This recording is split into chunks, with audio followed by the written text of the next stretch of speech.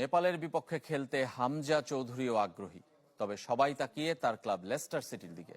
বাংলাদেশ দল অবশ্য হামজাকে পাওয়া যাবে না ধরেই সব পরিকল্পনা সাজিয়ে রাখছে। সোমবার পূর্ণ স্কোয়াড নিয়ে অনুশীলন করেছে দল, মঙ্গলবার খেলবে প্রস্তুতি ম্যাচ।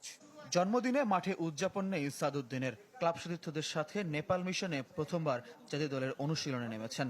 গুরুত্বপূর্ণ 10 ফুটবলার দেরিতে যোগ দিলেও চেনা শিষ্যদের নিয়ে কম্বিনেশনে দুশ্চিন্তা নেই হেড কোচের।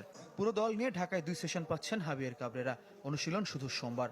মঙ্গলবার ফর্টিজ এফসির সাথে প্রস্তুতি ম্যাচ খেলে পরদিন রওনা হবেন কাঠমান্ডু। ক্যাম্পে থাকা 24 জনের মধ্যে একজনকে রেখে হিমালয়ের দেশে যাওয়ার পরিকল্পনা তার। কাঠমান্ডুর কন্ডিশন নিয়ে দুশ্চিন্তা আছে, তবে জয়ের আত্মবিশ্বাস কোচ, ফুটবলার সবার। 2 প্রীতি ম্যাচের আগে ধাঁধা হয়ে উঠেছেন হামজা চৌধুরী। তাকে পাওয়া যাবে না ধরেই ক্যাম্পে থাকা ফুটবলারদের নিয়ে ছক কষছেন হেড কোচ।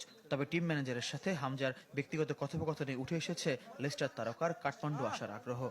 উইদাউট হামজা আসলে আমাদের জন্য একটু কষ্ট হবে, কিন্তু আমরা মানায় নেওয়ার চেষ্টা করবে এবং আমাদের যতটুকু সামর্থ্য আছে তার থেকে বেশি আমি মনে করি দিতে হবে, এবং আমরা সেখানে একটা ভালো কিছু করতে চাই।